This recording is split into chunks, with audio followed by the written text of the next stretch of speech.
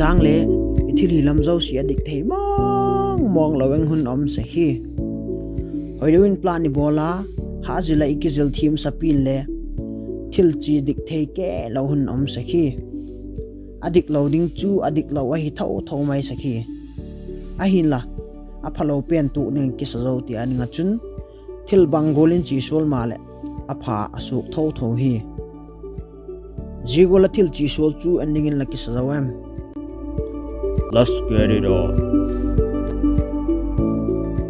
Martial art thuguk Bur Silva hi anewa pat in Shaolin Kung Fu student alhe tu hin teacher ahita TV sovel in Shaolin Kung Fu ala soseka tu chung hin national television khat a demonstration live bowling in a kisa Gina chun concrete slab 21.2 pounds agik khat ahi bot gu ahi wangai tu chun no mama ding hila kilomin akilanga ahila master chun glass khon mangcha ata bot. So we're going to start right over here, is that right? Yes. Okay. 21.2 pounds. That's the brick right there. Glass without breaking the glass. Okay. Are you ready? I'm ready. All right, let's go.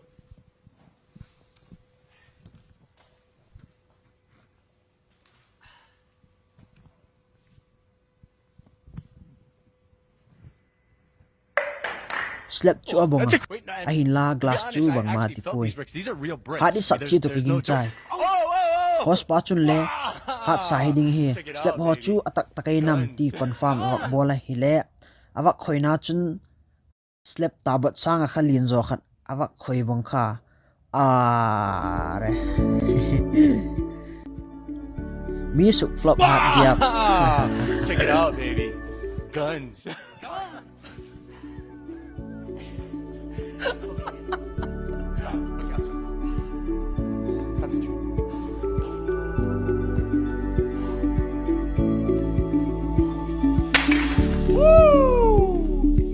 know what? Either way, that was impressive. That was good job. Good job. Okay, so Cybertruck Launch Tesla Cybertruck hi car alakisim talak laka safe pen le that do pending again hi Elon Musk tudin muna khavela ho sa pen panina pa chun ji akar si muchu khavel mai pholang na ne na chun akitang at pi mama a 9mm bullet. ai tang palma ma jing hi aning lama chun pasal khat in akuta sok kilom tak join amuta arvan tang kot khat a khet le thop tinga chun Tesla kot chu a khet le bangma ti zo po upi te chu ki pakin khut abeng zai zayo. What else can we do? Tu hin a glass Tesla ang nei tawa thiklum khat karvan tang glass a khi khum le a hal zinga. Now I'll show you Tesla armor glass. Ahila ji thiklum ma chu Tesla armor glass chungin dan a khik naw parakha ale so ma sang zo in a khik suk le bang ma ti zo lowin a ki chun ham be phi max chu a confident ma zinga a assistant king a chun thiklum mang cha chu Tesla armor glass chu sep ding in a sola tak mo al shapa. Oh my god. Well, that's a plus side. Let's try the right. Akak zok le a test kito. Sure. Another Oh man, it didn't go through.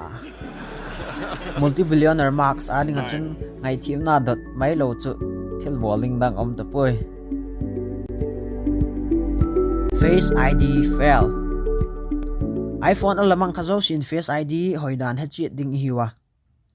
La phone mai inin la kai to le chun boom aki hongzo ahi mai hi. Apple Senior Vice President Craig Federighi chun stays alive in G Future thak hi demonstration alabola ahila ball fuwak lo hina buina khat chu a handkerchief apo khapoi ako ta choi athil sim sa iPhone chun athu amang tapoi mihing te gol ai tai khatve try a nom lo ni ve nom diak lo thum ve nan le an nom diak poi passport amat mai ngai hi BP chi khom te chu athik chil chalo pasol thi na ding handkerchief nei ki male atop khongin ahung ki honga ji pha chun look mi at pi it te chun adip and da swipe puchu right up to thaso get kin started. abeng zai zai ri a phone choi kha bang iPhone hem But now it's also incredibly fast.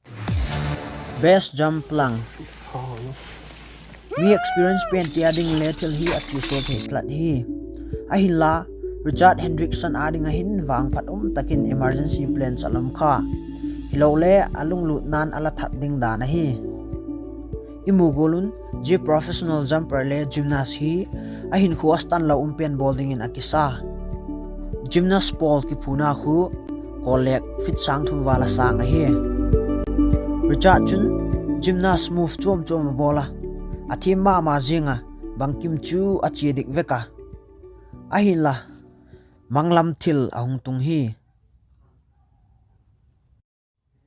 bangphat takin kitat khalo in apara chu amang the sama god mun bang wazut khaman hamin ahung kile kit hi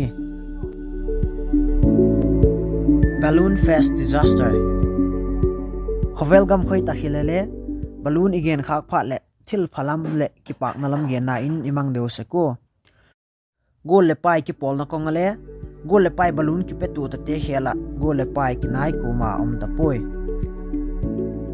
1986 kuma chun Cleveland Texas in warikot ading in balloon thado alaku wo helium gas ki thun balloon 1.5 million ahun ki bangin ala thado kui 1.5 million chu bangjat hilhem bangati zelem kolevan akitu logikin agung galhun sango vai mazon thado angaya jiban chun gu ong jun alaya balloon aleng sang phat le pukjak ding chu apukjak the ta poi thuguk sum kising sakna ne ule mi sang ni le zanga wal in balloon amut pu ku chu hopi khat boina tun tu ding mai ang sok tai balloon ji ka chun hopi sunga chun car aki phutu a airport ho kha ngai in rescue team tam tak suk boy ngai khalo hi rescue team apang mini chu tuipi in amang thai de no Texas hopi chu $1 million bangjat ahem man lawsuit file kumin hi